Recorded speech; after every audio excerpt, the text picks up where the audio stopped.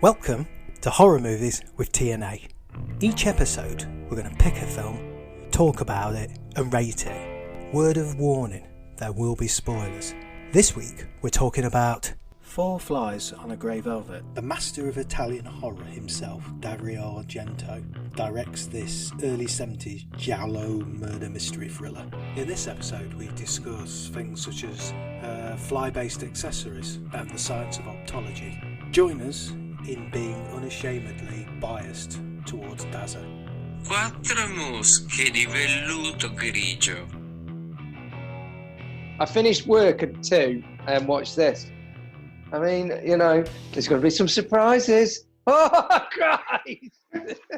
I'm going to start by talking about Yes, get on with it. Dario Argento. Do you want me to shut me gob? Is that what you're trying to say? Yes, It better be quick. If I'm going to. no, well, if it's more than 30 seconds, I'm interrupting. Oh shit! All right. I'm telling you now. I'm telling you now. It's not. It's going to be longer than telling you. 30 seconds. I reckon it's going to be about 10 minutes. Oh, just get on with it then. If you've written it down, look, I can tell straight away it's going to annoy me. Can't Yeah, fuck's sake, every time. Right, let's make a start. Right, so today we're going to be talking about Dario Argento's Four Flies. It calls it Four Flies of Grey Velvet. On the credits, the title on Amazon, because I watched it on Amazon. I thought you'd got your own Blu-ray. Why didn't you watch your special Blu-ray? Because I thought I better watch the same version you were watching. No, that would have been more interesting. You've earned it. Okay, all right. Well, End of it. Sweet. At the end. Yeah, there was a couple of weird bits in it where they'd obviously cobbled together two versions. So, Okay. because there's a bit, it's bullshit. There's a bit in it that I was a bit frustrated, but it's Dario Argento. I just went like that. Oh well, he does that. But there's a bit definitely where he cheats. He does. He cheats. Right. He does. Anyway, it calls it Four Flies of Grey Velvet. Yeah, which doesn't make any sense. Well, I don't know where the Grey Velvet. Wow. Yeah. Okay. Well, I think it's a T-shirt, isn't it? So Probably. we start with the credits. Right at the beginning, there's complete silence, and then the drums kick in because the main character Roberto plays the drums in a 70s prog rock. Goblin and Michael Brandon ain't playing the drums. I was looking, I was thinking, absolutely. And all he does is that. He just he's it like that. He's not playing the drums because how can he when there's that fake fly that keeps flying around him? He can't play the drums. How could you concentrate? But the music's good, actually. And it's really good. I was saying it's really good title sequence. I like the way it does like loads of noise. Like you say, it's silent, loads of noise, and there's a heart beating. Yeah, I'm not sure why. Because that never comes back to that. No, I didn't really understand that. It's the heart, but it's like real contrast between the silence and then it switches to the music and then it keeps going back to this pounding. And it goes on for quite a bit because it's the first part of the film where he's being followed. So we're jumping straight into it. But even in the title sequence, there's a montage of him drumming, being a musician, and being followed by some bloke with a moustache in it. Yeah, so it keeps cutting through this bit where he's being watched by this, as we later realise, is this Carlo Morosi, this guy that's stalking him, watching him.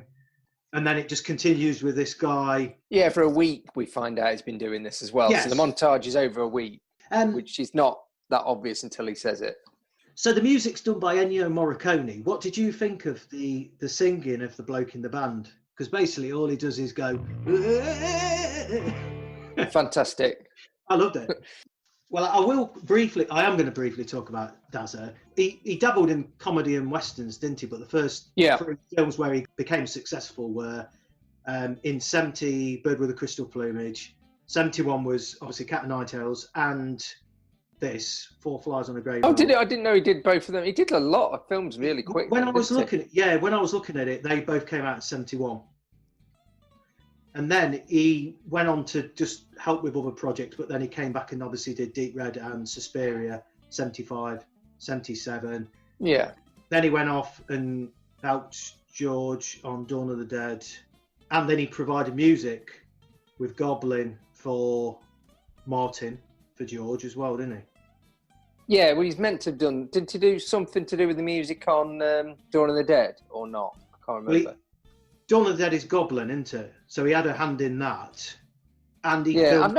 I can't remember the difference between the two cuts. There's not much difference because I bought the big DVD box of it, and wasn't much. The squash bit where he's banging the ball against the wall, that's filmed by Dario, wasn't it? Was that bit done by Dario Argento in Dawn of the Dead? I don't know. Anyway, I had both cuts, but I do remember. I think all I watched was the extended director's cut, which seemed good enough. Yeah. So he went off and did a few bits and pieces. Then in the 80s, he returned to do Inferno, which was obviously the second of the Three Mothers trilogy. I haven't seen the third of the Three Mothers trilogy still. Yeah, either. Personally, I won't bother. And then obviously he returned to a bit of Giallo with Tenebrae, Phenomena. Then 87 was Opera, and that's kind of when I think the downfall occurred. Yeah, I see. Well, no. All I'll say is, and I made a note of this when I was thinking about it. There is the odd gem like Sleepless, which I thought was a reasonably good film. Yeah, Sleepless is better than Trauma. Trauma's okay. But it does pain me to admit, because I like his film so much, that there is some absolute stinkers in there, like The Card Player. Yeah, there's a montage. He's being followed by, what's his name again? Carlo. Carlo in his hat and sunglasses is following him, yeah. And then you see him doing a bit more drumming. You realise he's married to... people that are in it, Michael Brandon of Dempsey Makepeace. He's all right in it. And Mimsy Farmer, which I forgot about a name, but it always makes me think of a farmer that's going for Mimsy. Oh, baby. He's farming a bit of Mimsy. I just always thought her name was just meant to be Mia Farrow, wasn't it? And she even looked like her, and I just thought she was like the Italians ripping off Mia Farrow. Yeah, and she's not too bad acting at the beginning. At the end, oh, sweet jeebus. I wasn't happy about that. I forgot about that. Okay. Well, Roberto, so he knows he's being followed, and he chases his stalker into a theatre. One thing I noticed is, which Dazza always likes, is the camera going through curtains, because it kind of entered into the theatre bit a lot like Deep Red. So again, so straight away you can see little touches of Dazza. Yep. It's very Deep Reddy. Again, I think a lot of his early films are practicing for the ones that are really good. Yes, like Deep Red is like pinnacle of his Giallo. And Suspiria's the pinnacle of his supernaturally kind of, I don't know. Yeah. Unless you think Inferno is. Well, there's an argument to be had there. Oh, is there? Oh, right, okay. I don't actually, but I know other people think Inferno. Suspiria is the bit in between, which was a bit like his Giallo with a bit of weirdness, where Inferno was just pure all weirdness. It didn't make any sense. Oh, okay. But I think I prefer Suspiria. Oh, yeah. But Inferno, if you weren't sure about his film, you'd start with Inferno, I think. No, you would start with Tenebrae and then go to Inferno. Yeah. Roberto follows this guy into this abandoned theatre where he ends up confronting him and wrestling with him, and inadvertently he ends up stabbing him. While he's doing this, there's this person wearing this mask on the balcony. Yeah, it's like doll face. Again, yeah. Deep Red, isn't it? Yes, it looks a lot like that kind of, doll face. Taking photos all the time. Accidentally stabs this bloke and he falls into the orchestra pit while this bloke's taking photos with in the one stalls. Of the balcony stalls, Balcony, yeah. And Roberto realises he's been seen by this mask-wearing person.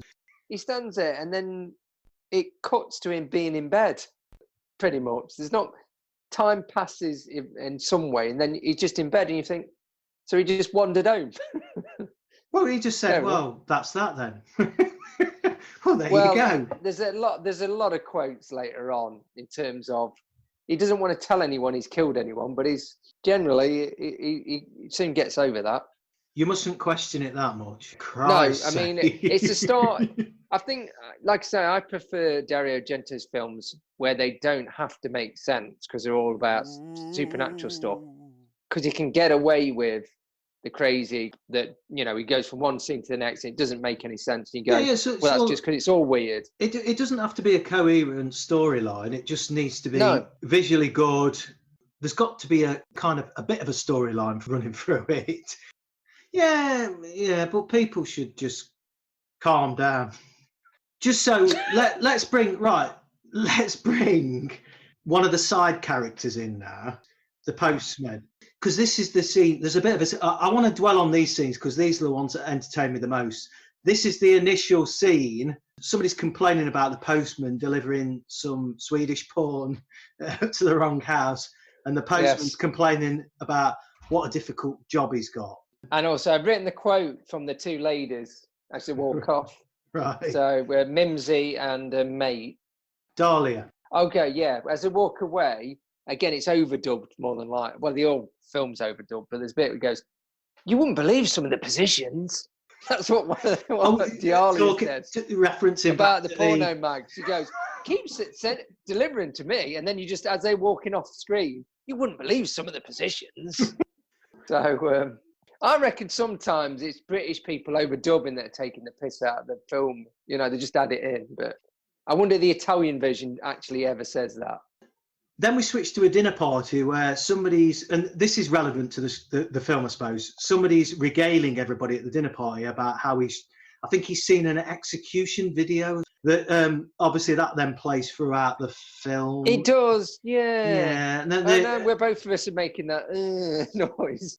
It's good. I like it. Yes, I like it. It doesn't make a lot of sense, I guess. No. It's hanging off the thread of this bloke saying it at a dinner party that Michael Brandon hears as he's wandering off. Well, yeah, he hears it and then it sticks in his head and then he starts...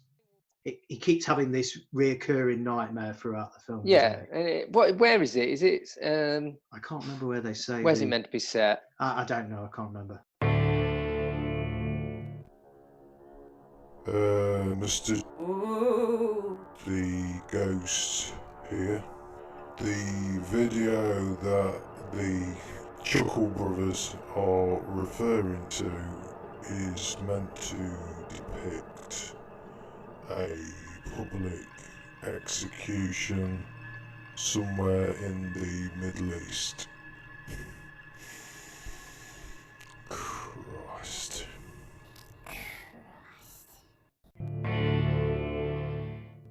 Get the heads up if you have to gore. This isn't the film for you at all. I think in America it's a PG. I can well imagine and that I can because understand there is that, very, very little.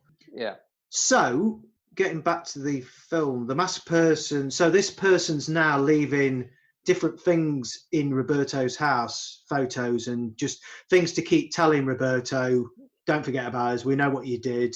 We're on your case. Last summer. We know what you did last summer. 1, 2, 3, 4, 5, and 8. There's only 2, weren't they? Oh, fucking. Well, I'm just saying. You're asking the wrong. Should watch that again. Fuck yeah. Another scene now where he wakes up from the execution dream and there's somebody in the house in complete darkness and somebody wraps some wire it's around difficult Roberto's. to see, isn't it? Yeah. Wraps some wire around his neck and kind of hisses in his ear.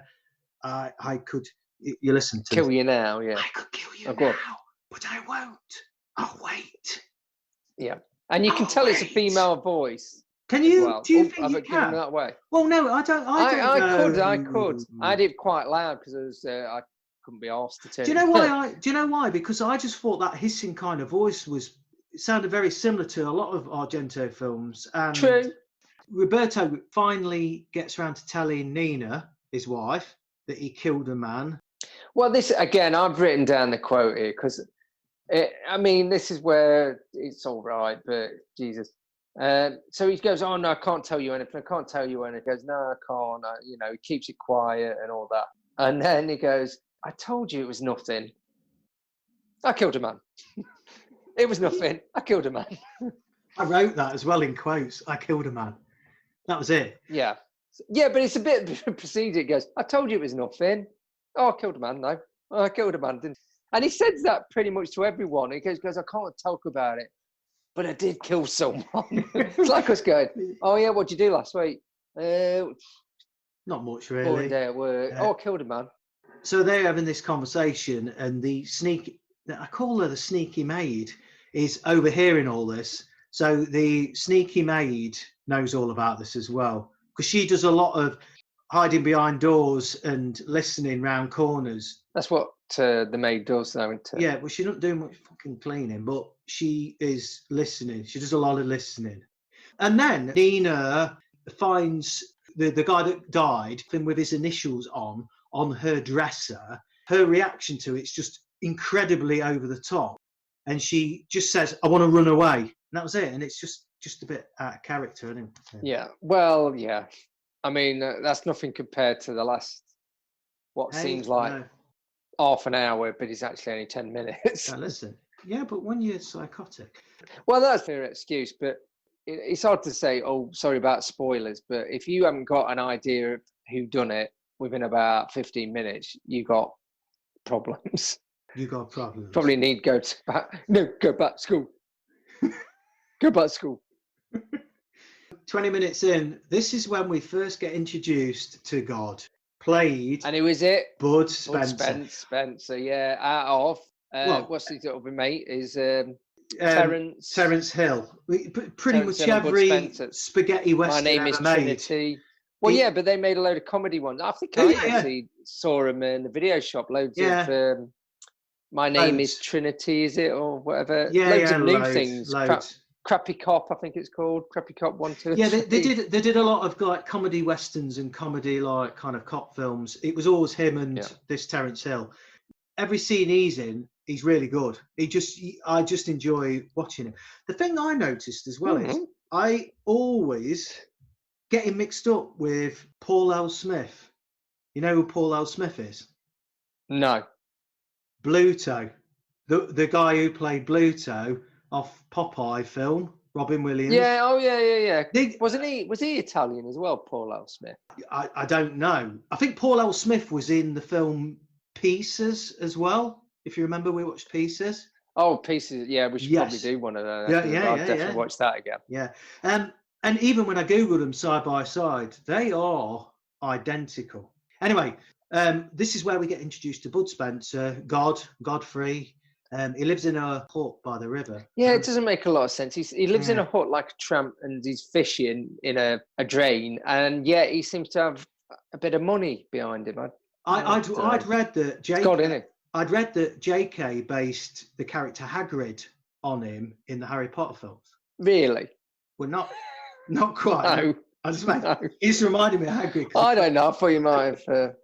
Yeah, but he's got a mate, the professor. The professor. He's what did he say about it? Hang on. He's Godfrey says of the professor. He says he's got elegant ways. There's 3 reasons why he's elegant. 3 reasons. 1, he kisses ladies' hands. Check. 2, he don't pick his nose in public. Check. And he can recite from the Bible. Could you say check for all 3 of them? Because if you can, oh man, you're the fucking prof. You're But the prof, I'm not elegant. Sure to be honest, the prof. Did you understand? Because he was meant to be a PI, but then that guy later was meant to be a PI. Yes.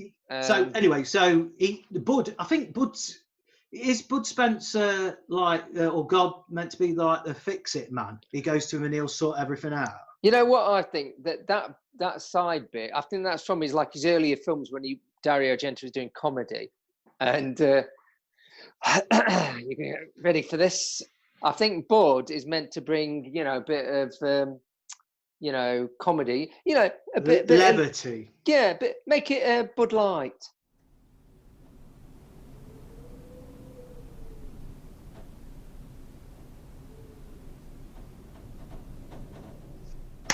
Right. So we're going right. You wouldn't believe some of the positions, you bastard. There's supplemental material. Not there. Oh, there's a we're back to the postman, so I'm going to. Oh, is this in the rain where it gets beaten up? Yeah, the comical interlude I put where he's beating around the head with a lump of wood. Essentially, Roberto's battering the postie around. Yeah. Well, he just sees a hooded bloke wandering around. I mean, you don't even know it's. Again, it sounds like I'm slagging it off. It's no, I'm not. It's hard to. Don't overthink it. Don't overthink it. Well, no, I think. Do we? Maybe we let Argento off a bit sometimes, because if a person watched it and never seen any of his films, this particular one, they might go, "This don't make any bleeding sense." Yeah. And they'd be absolutely right.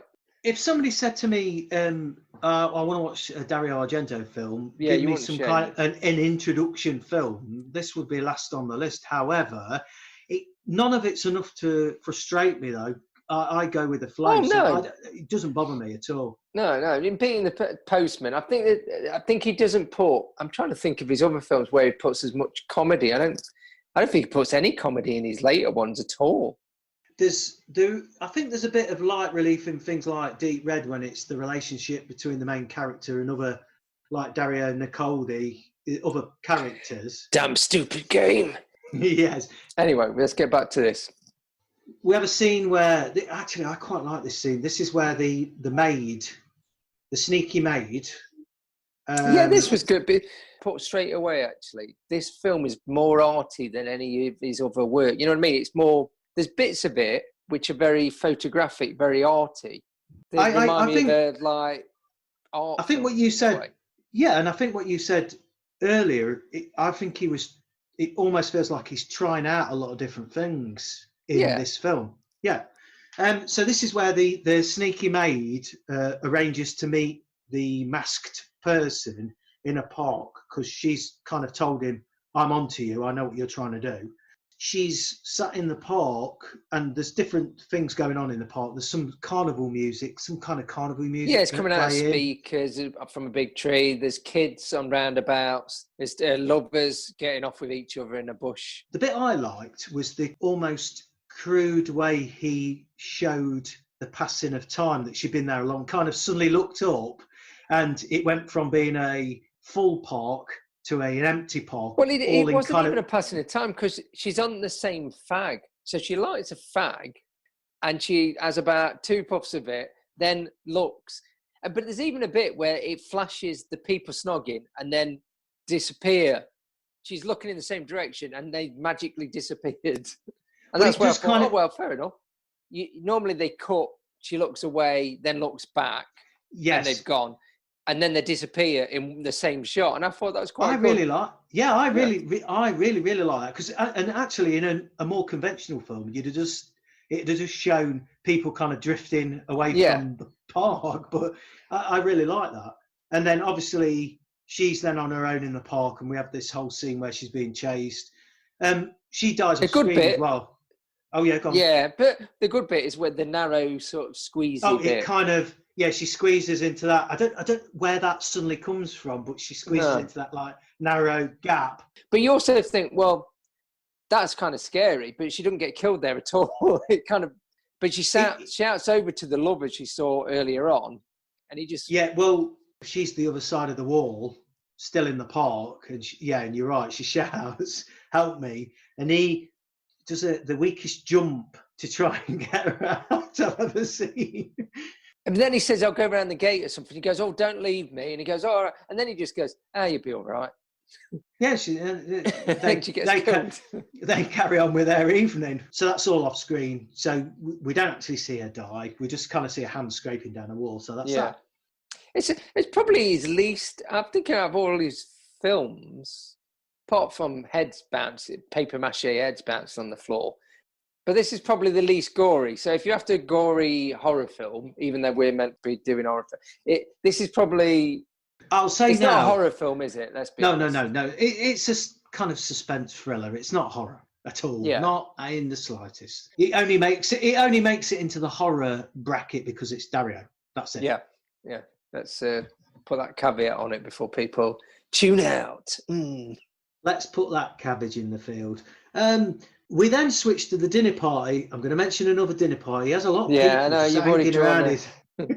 And another inappropriate conversation, because obviously we had the execution conversation. This is the one where the Jason King lookalike is regaling is regaling everybody with his classic Randy Frankenstein story. What did you think about the Randy Frankenstein story? Again, I've written a quote, so I apologise if I'm making you ponder it. Go with the quote. He starts to say, the rape of Frankenstein. Let me tell you about the rape of Frankenstein, or man-made molester. But there's much more than that. That's really inappropriate. Is that what he says? Man-made molester. Again, it's quite... It's worse than that when he carries on talking. I thought, oh, that's bad. Bits about the monster, because he goes on about the rape of Frankenstein, meaning Dr. Frankenstein. He goes something about his libido of the monster. He tries to have sex with Dr. Frankenstein, and Dr. Frankenstein is worried because he maybe have homosexual feelings or something. But then he makes a really bad joke about an old woman. He goes, and Frankenstein's monster goes into the old town with the flaming torches and that. Yeah, an old woman takes her bra and panties off and runs into the village, thinking that she'll get the attention of the Frankenstein. Yes, it's all quite. It's 1971. It's not an excuse, but Wow. But it's this dinner party bloke, and to be honest, he's the most inappropriate storyteller you could ever have. He's not even drunk half the time. He just says these things. Yeah, stuff and really awful. The Randy jokes. Man-made monster. Yeah. Luckily, he doesn't have visions in his sleep of Frankenstein's monster going around trying to have sex with everyone. To be honest, do you know what? One thing You hope there would be. No. Hey, come on. As soon as he started talking about Randy Frankenstein, it made me think of Flesh for Frankenstein. Yeah, but he's not Randy, is he? Oh, no, he actually is a bit Randy. The monster's Randy, isn't he? No, I think Frankenstein was having a bit. Udo Oh, Kier. sorry, Frankenstein monsters. Oh, God, I'm getting mixed up now myself. It was Udo Kier, wasn't it? The doctor was definitely Randy. Udo Kier? Udo Kier? Udo. Udo. You can remix this as well. Udo Kier.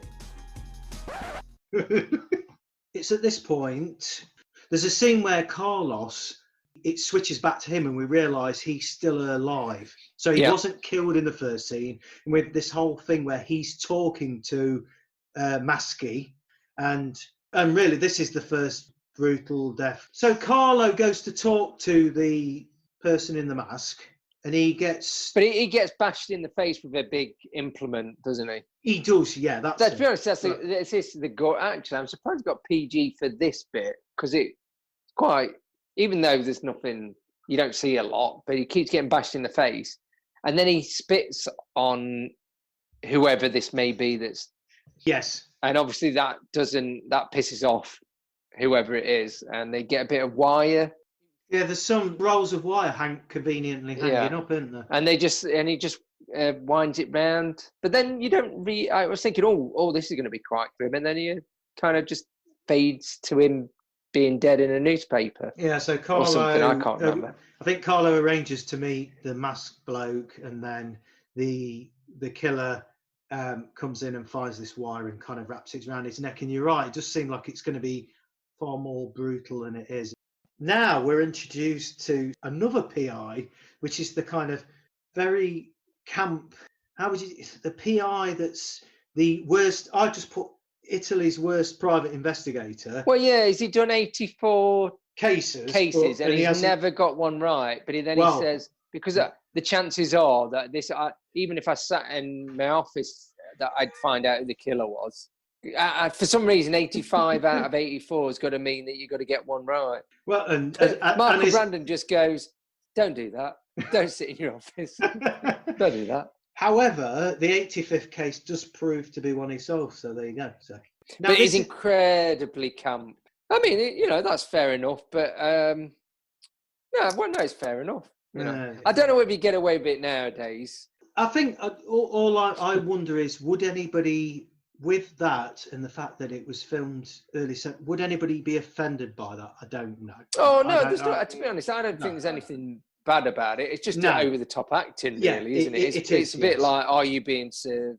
Roberto, he returns back to his house, and Nina's gone off with the police to answer questioning about the sneaky maid who's been killed, obviously. And also Roberto suggests to her that she should maybe go and move in with some relatives, because obviously they're both stressed out. This is my favourite bit. As Nina goes out, so this is the bit where, as Nina leaves with the police, Roberto's stood in the middle of the road, and the postie on his bike turns up and he shouts, "What are you standing there for?" And then it cuts away. You have to watch it because it's really funny. Yeah, he really puts the brakes on, chuckle. He nearly gets run over by his missus in the car. Yeah. And then he sort of screeches and goes, "What are you standing there for?" And then it just cuts away from. Why are you there? Yeah. I honestly think some of it's the overdubbing English people, because the Italian probably was. Ehi, per metà esci dalla fottuta strada, c'è un marciapiede a 1 metro da dove ti trovi. Yeah, bro. What are you standing there for? I guess it's similar with Chinese kung fu films, isn't it? Yeah. Where they've added absolute bollocks that they've never said in the film. You old bastard. I'll fix you. You bastard. Yeah. I'll go you. What did you rebut? Nina's out. Dahlia's in. Oh, well. Well, Nina's gone, and now Dahlia moves in. This, funnily enough, from 25 years ago, remember this bit? So there's some scene where Roberto gets together with Dahlia, who is Nina's all right, let's rewind a bit, because so they're talking and she's very nice and looking after him and that, and then she goes, "You need to relax, why don't you have a bath?" And he goes, "No, I don't want one." And then it cuts to him in the bath, totally naked, with her sitting there, goes, "I'll just give you a massage." So there's nothing in that at all, obviously. Next thing you know, so he's playing hard to get, and then he's playing. Well, then he fools her by pretending to drown himself. Yeah, what did you think about that? Best way to get laid is drown yourself. He tries to shock her by pretending he's been drowned. Yeah, but he doesn't pick his nose in public. He kisses the lady's hands, and he can recite from the bar. And he can quote "de Bible." Anyway, they get it on, which if you haven't worked it out yet, you will soon. Going to piss off a certain person that might want to kill. I'm not involved in any spoilers, so all I'll say is that was a scene.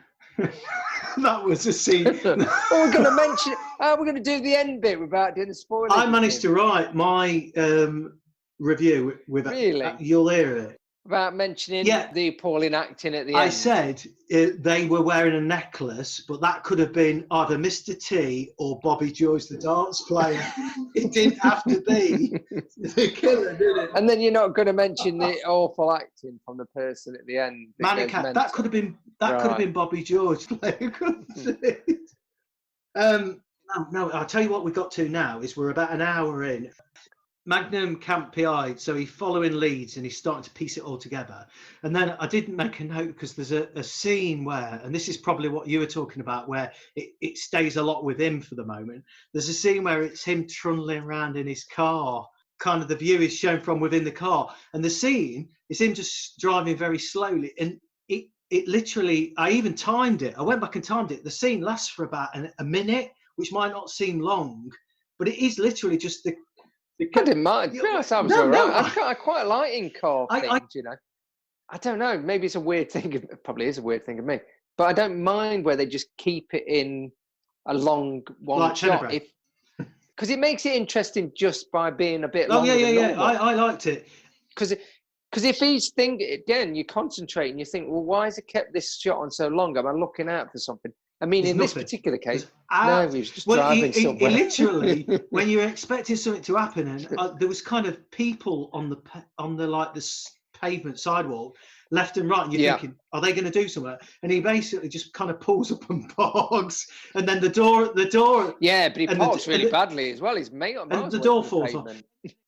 The one thing good about 70s films is they, especially any horror films as well, they just let bits run. So that's what makes stuff suspenseful. I don't think there's many suspenseful horror films anymore. No. There's shocking ones and gory ones and clever ones, but there's not very suspenseful ones anymore. They're kind of quite run of the mill, and you kind of know what to expect when the jump bit's coming up. You kind of almost expect it. Yeah, attention span, I guess. Yeah, maybe. And in certain films that I haven't got very long attention span. I want something to get on with it, but I don't. I guess if I know it's a 70s film, I kind of don't mind that it is going to be, because I'm expecting it to have longer takes of stuff. So anyway, carry on. So he gets out of his broken car, goes into this, I don't know, is it not a hotel, is it? But it's where he thinks the person's staying. All the way through this, I just made a note that, again, the music's really good, but I suppose the music's really good throughout anyway, so it doesn't need mentioning. Yeah, essentially, he ends up getting what he thinks he's meeting up with a killer. And again, the killer hisses into his ear. Because this is the bit, the important bit about this scene. The killer hisses, "Congratulations, you guessed right."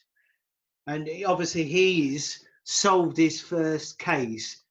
Dead. He's dead. Yeah, he's dead now. Although you don't see him actually die, but he's dying. But he goes, "Oh yes, I got it right." He didn't hiss. No, the killer hisses, "Congratulations." But that again, there's another good. There's about 3 or 4 minutes of him chasing the killer, or going very slowly, tailing the killer on a train and a subway. I thought that was there's literally nothing. He's not running after them. He's not doing his job. He's on the tube or train, and it keeps showing a shot of people's hands, and you're almost watching, trying to work out whose hand is the killer's hand. Yeah. And then you see loads of feet as well. You see loads of feet on that. And there's no point. You're not going to see who the person is. No, it's not going to give it away. And then he gets out, and then he looks, and you see your people going up and down stairs. I really like that when they had the people walking up the stairs and travelling down, and then so it has quite a loud. It's that contrast of people, and then there's just silence, because then he's on his own, and it's just deadly silent, and it's that contrast again. So he's been killed. The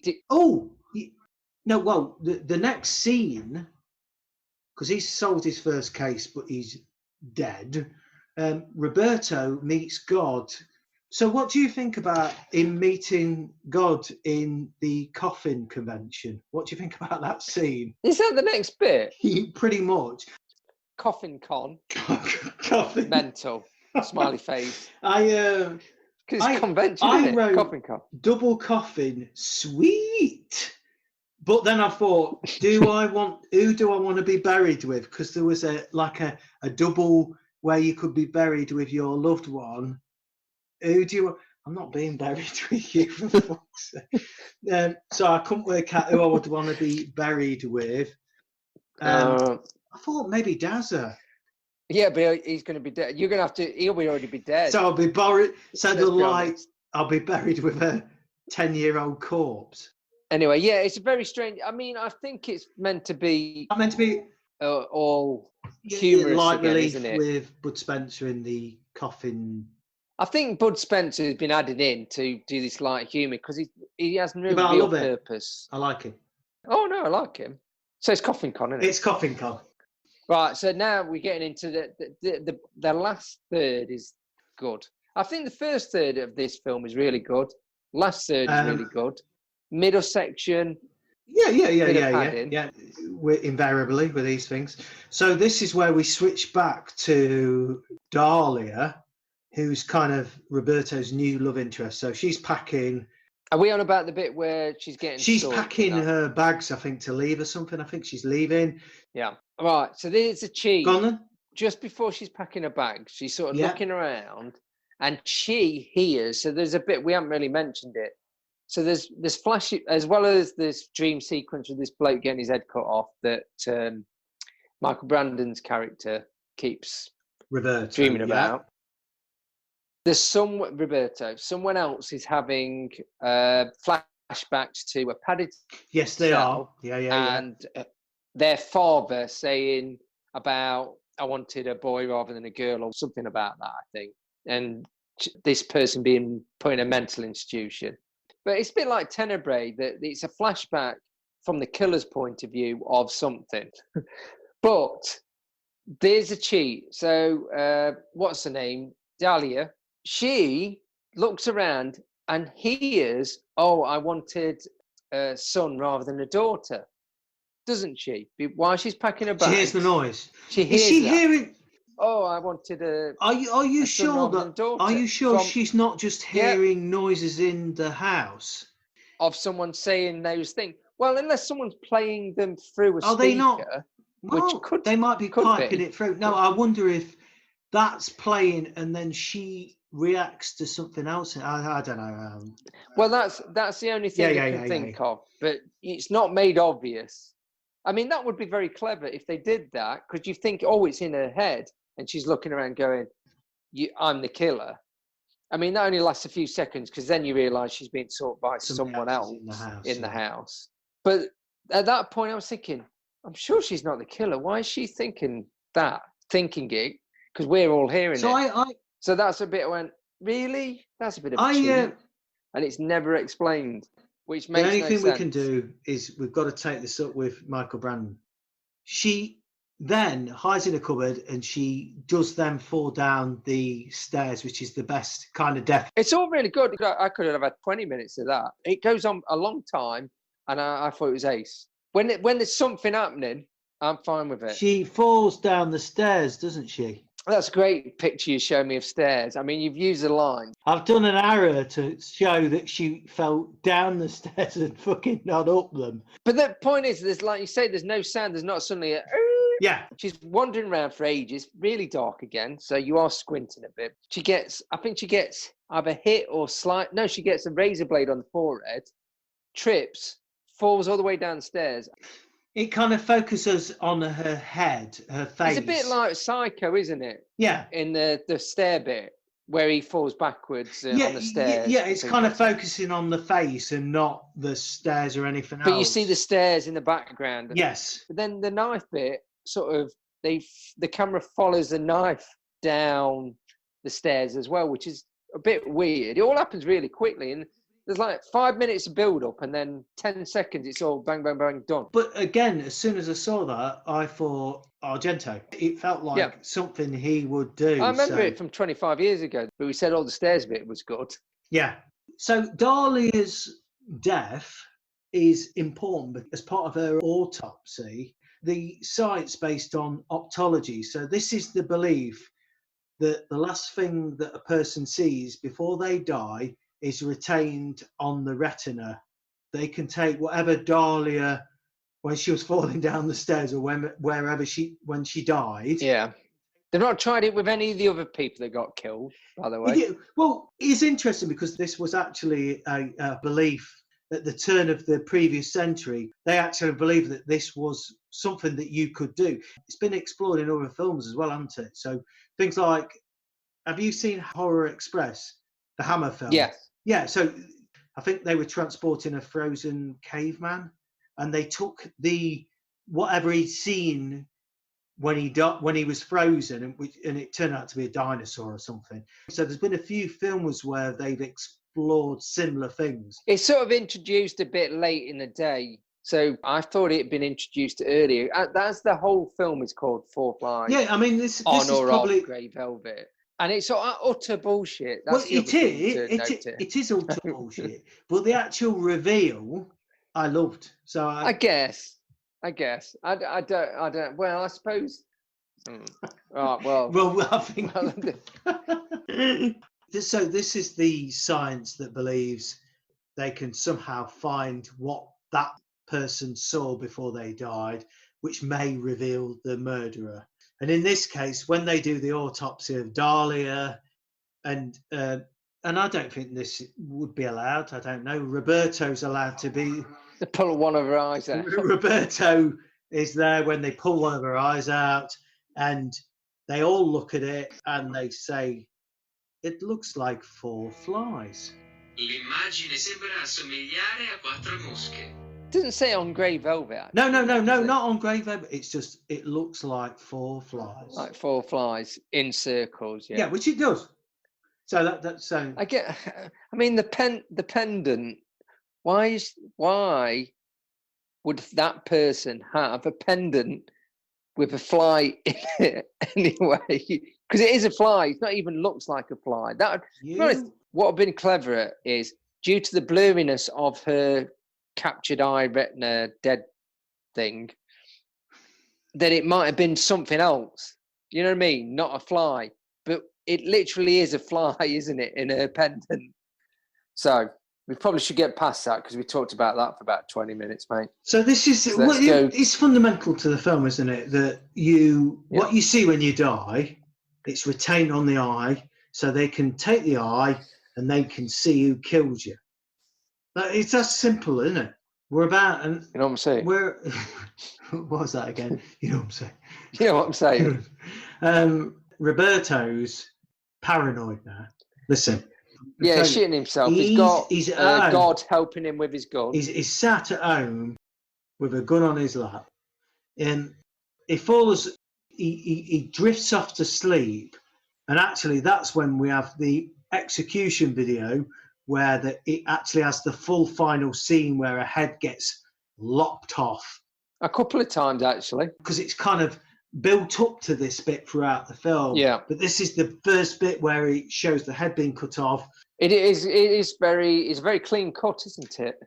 It's an old school head chop. It's a proper. Think of The Omen. It's a proper lop off. What, like Peter Taylor, where he gets his head sliced off with a glass? With a glass. Yeah. Yeah, where it bounces along the top of it. Really good. So Roberto's at home.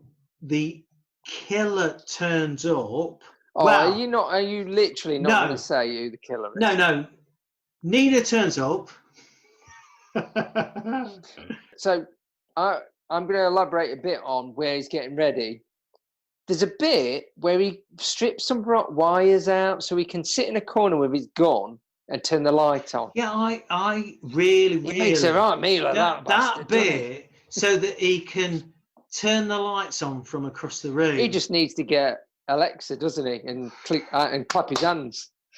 If I was in that situation, but he strips the wires out the light switch so he can touch him to switch the lights on and off while sitting in the corner. What he could do is stand next to the light switch and do it that way. I didn't understand that bit at all. Basically, I know there's a lot. Anyway, unnecessary. Having said that, I did find it interesting because I thought, what's he fucking doing? yeah. I was drawn to it, that scene. Yeah. So he's sat there, and then there's a knock at the door. Yeah. He answers. It's a pink windmill. He opens it, and who's there? But who's there? 3, 2, 1. His missus. Nina. And he goes, "Oh, crikey. Oh, I'm going to shoot you bugger." What the fuck are you doing? So she's there. It doesn't make a lot of sense why she's there, actually. I mean, why she's come back at that time of night.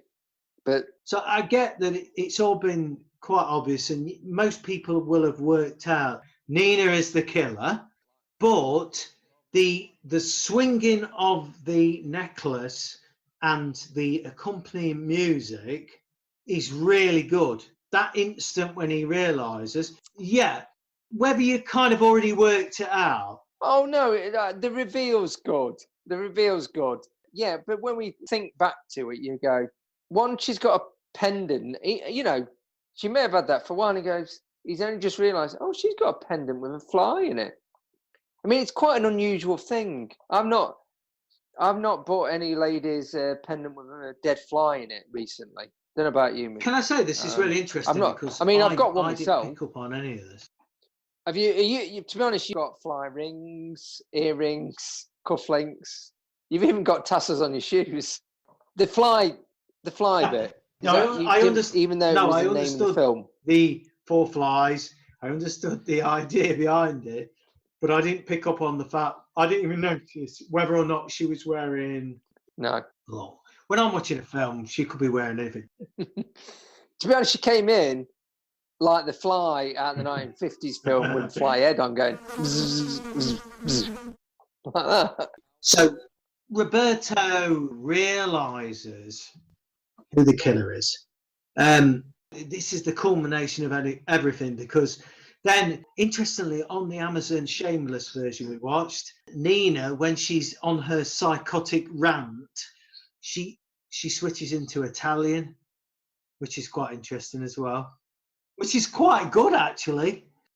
Yeah. I think it's like, say, it's a longer cut. Like in the Deep Red, there's the Profondo Rosso, the longer cut. There's bits of Italian because they haven't got the American version because it was a shorter version.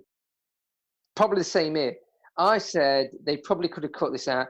No offense to Mimsy, but when she's ranting about the reason, and her reason is she was brought up as a boy and her father wanted a boy all the way along and she had to make boys' clothes and she wanted to pay back someone and she found the perfect person, was very much like her father, and that was Roberto.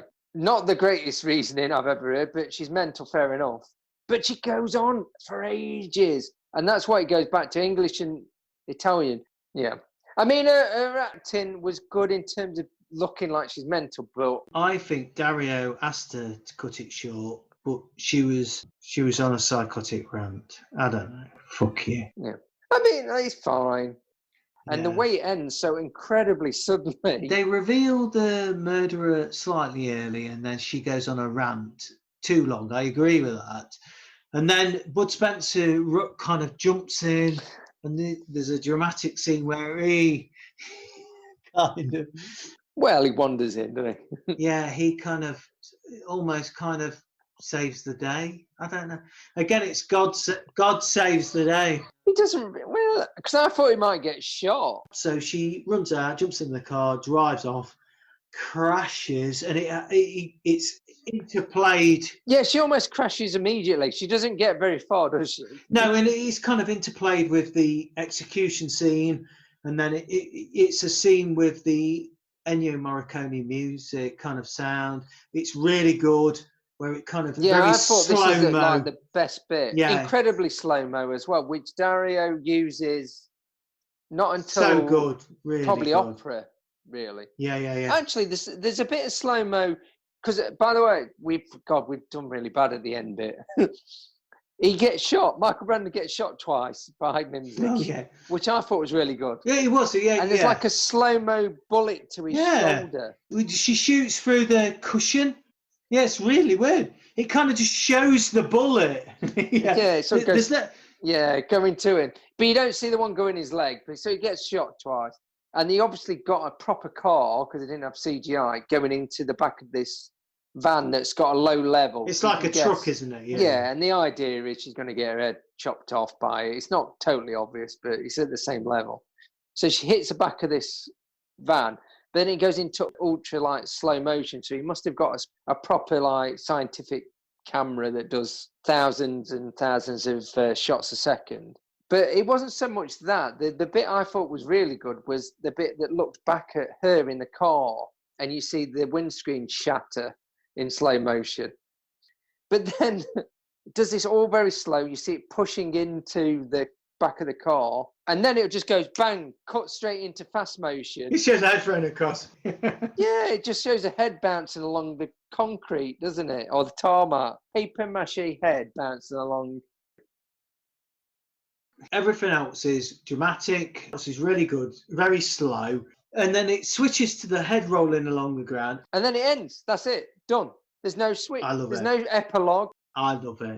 No. Is Michael Brandon still alive? Don't know. Do you know what it reminds me of? The end of a Shaw Brothers film. Oh, yeah, where someone gets killed and it just goes, da-da. It's done.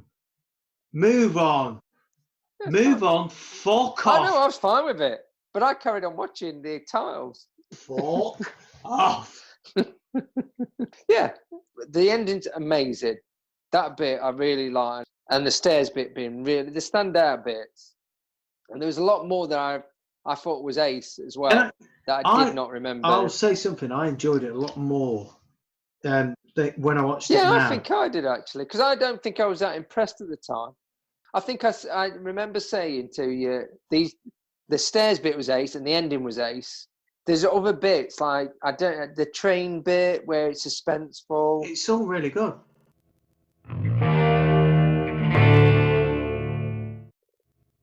We best give it a bleeding score, aren't we? I think we should. I mean, there's a caveat on this because I'm now. Yeah, I know you hate this, but I'm scoring it against other Dario Argento films. That's fine. Go for it. So you always go before me, so why not? Oh, okay. So I can argue. I can't remember when we watched this. The 90s, I think. And it was in amongst What, 30 years ago, was it? Fucking hell. It was in amongst watching all the other Dario Argento films. And I probably at the time thought it was weaker than the others. But when And it is. It is if we're talking about Deep Red, Suspiria, and it's not as good as those. I'll say that straight away. But actually, I really enjoyed it. I'm going to give it 7.5 because I really liked it. Yeah, Generally. I've got. Right, you don't. Yeah. Well, you can interject in mine. I've said 7.5 as well. There you go. All I put is not his best, but still very good. But you need patience with it. Yeah. Which I think, like you said, like we said early on, if you're brand new to Argento, this ain't the way to start because you won't watch any of his others. Because I think you'd only give this 7.5 if you'd watched his other films. Yeah. It's a suspense in this that makes it good. And there's a lot of stuff that doesn't make a lot of sense. But if you've watched his other films, you'll forgive him because they make absolutely no sense. Absolutely. It's still a weird film, but it's Dario Argento, and we'll probably do another one and talk about it as well. But I think, for once, we both agree 7.5. Again, I feel that we might be a backlash from everyone saying, hang on a fucking second, this is awful. You've got to like his films, and I think the only way to like his films is watch his most manic mental ones to start with, in a way. If again, you might not like him at all, mind you, but anyway. But yeah, 7.5. So there you go. That's good. Other Dario Argento, if anybody wants to tell us their favourite Dario Argento films, they're quite welcome to. Thank you. And thank you very much. And we'll see you soon. Ciao. Bye.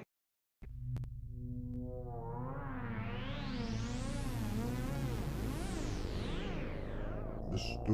Randy Frankenstein, Mr. Randy Frankenstein, Mr. Randy Frankenstein, Mr. Randy Frankenstein, Mr. Randy Frankenstein, Mr. Randy Frankenstein, Mr. Randy Frankenstein, Mr. Randy Frankenstein, a beast created in her mind. On a diet of cheap wine, religion say he liked to hump, but people fear his lusty stump. He's the Randy Frankenstein, he's a Randy Frankenstein, Mr. Randy Frankenstein. He wants to fuck you, he wants to fuck you, he wants to fuck